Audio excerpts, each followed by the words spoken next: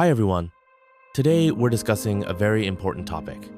Can Islam and modern society coexist? In our world characterized by technological advancements, globalization, human rights, and democracy, what kind of relationship exists between modern society and Islam, a religion with a history spanning over 1400 years? Do the universal values of Islam clash with the innovations of the modern world, or can these two systems complement each other? Let's take a journey from the depths of history to the present and find out. Historical perspective. First, let's look at the historical perspective. During the period known as the Golden Age of Islam from the 8th to the 14th century, the Islamic world made tremendous advances in science, medicine, philosophy, and mathematics. At that time, the Islamic civilization was one of the most advanced in the world. Great scholars such as Al-Farabi, Ibn Sina, and Al-Khwarizmi not only influenced the Islamic world, but also made groundbreaking contributions to global knowledge. The Quran is filled with verses that encourage people to think, learn, and explore the universe. This clearly shows that Islam is an open system of belief that values progress, knowledge, and innovation. Imagine this. While the West had not yet entered the Renaissance, the Islamic world was already pioneering surgical techniques in medicine and unraveling the mysteries of the cosmos through astronomy. Even the foundations of modern science are built upon the work accomplished during that era. The Golden Age of Islam demonstrates that the emphasis on knowledge and discovery still resonates in our modern world. Fundamental values of Islam and modern society. The fundamental principles of Islam include justice, equality, compassion, and the pursuit of knowledge. These values closely align with universal principles, such as human rights, social justice, and education. The Quran repeatedly emphasizes the importance of justice, equality, and knowledge. Today, countries like Indonesia, Malaysia, and Tunisia strive to integrate Islamic principles with democracy in a harmonious manner. Regarding women's rights, Islam granted fundamental rights such as inheritance and property ownership centuries ago. In modern society, women actively participate in business and politics. Islam's emphasis on women's education, employment, and social involvement aligns with modern feminist ideals. This demonstrates that Islam's universal principles can adapt to contemporary changes rather than conflict with them. Modernization and reforms. Throughout history, reforms have played a key role in aligning Islam with modern values. One of the most significant examples of this is the Tanzimat movement in the Ottoman Empire between 1839 and 1876. Inspired by successful European practices, the Ottoman government introduced legal, economic, administrative, and educational reforms. During this period, Islamic law was confined to family matters, and modern educational institutions and economic systems were established.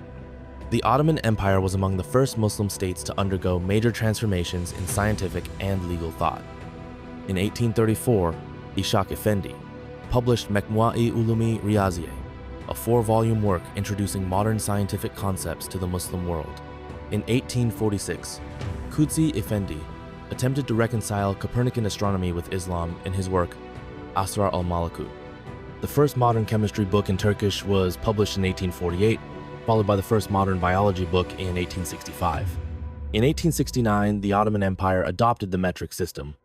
One of the key figures in the Ottoman modernization movement was Namık Kemal, the editor of the newspaper Hürriyet F. Freedom. He advocated for press freedom, separation of powers, legal equality, scientific liberty, and a reconciliation between parliamentary democracy and the Quran. Modernization efforts also led to a cultural revival across the Muslim world. Major European works were analyzed and translated, journalism flourished, and dramatic plays became more widespread. Legal reforms were attempted in Egypt, Tunisia, the Ottoman Empire, and Iran. In India, polygamy was abolished, and Azerbaijan granted women the right to vote in 1918 earlier than several European countries. Reformist Islamic scholars encouraged the teaching of modern sciences. Western intellectual trends, such as social Darwinism, also gained traction as many believed a traditional Muslim society could not compete in the modern world without adaptation. In the 19th century, Mirza Malcolm Khan returned to Iran after studying in Paris and founded the newspaper Kanun, where he promoted the separation of powers, secular law, and a declaration of rights. Meanwhile, Jamal al-Din al-Afghani, an influential political thinker, published Al Urwa al-Wuthqa during his stay in France, asserting that Europe's success was due to its legal and scientific advancements. He criticized other Muslim scholars for suppressing scientific thought and sought to revive scientific research within the Muslim world. These reforms demonstrate the efforts of the Islamic world to integrate modern values, showing that Islam and modernization can coexist harmoniously rather than be in conflict. Challenges and misconceptions. Of course, it's not all smooth sailing. When we discuss the relationship between Islam and modern society, media portrayals and social prejudices play a significant role. Radical groups often misrepresent Islam to serve their own agendas, leading to fear and misunderstanding among the public. It's important to remember that these extremist views do not reflect the true essence of Islam. They are the result of misinterpretation by a small minority. Additionally, in some societies, oppressive local cultural traditions are sometimes mistakenly presented as if they are inherent Islamic teachings. Unfortunately, these local practices are often conflated with the religion itself, leading to unjust criticism of Islam. Even in the West, where millions of Muslims live, integration can present challenges. Yet many Muslims in these societies manage to live peacefully and make significant contributions to their communities. This is why it's crucial for the media and public discourse to support objective, fact-based, and constructive narratives. The future and dialogue. So, what does the future hold? The key is dialogue and understanding. Interfaith dialogue is essential for bringing together different beliefs, cultures, and ways of life. Thanks to modern technology and social media, today's youth can balance their religious values with the innovations of the modern world. Many Muslim scholars, entrepreneurs, and leaders are working on innovative solutions to preserve Islamic values while adapting to the dynamic environment of modern society. These initiatives not only strengthen Muslim communities, but also contribute to building a more cohesive global culture.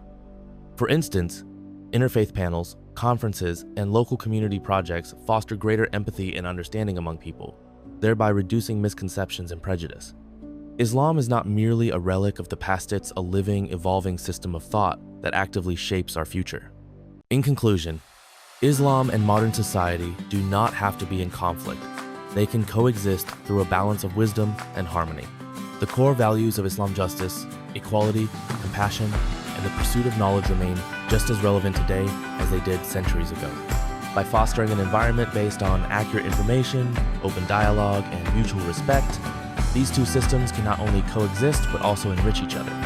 Through the use of modern technology and educational opportunities, we can uphold Islamic values while embracing the advancements of our time. What do you think? Can Islam and modernity truly coexist? Share your thoughts and experiences in the comments below. And don't forget to like, share, and subscribe for more insightful content. See you in the next video.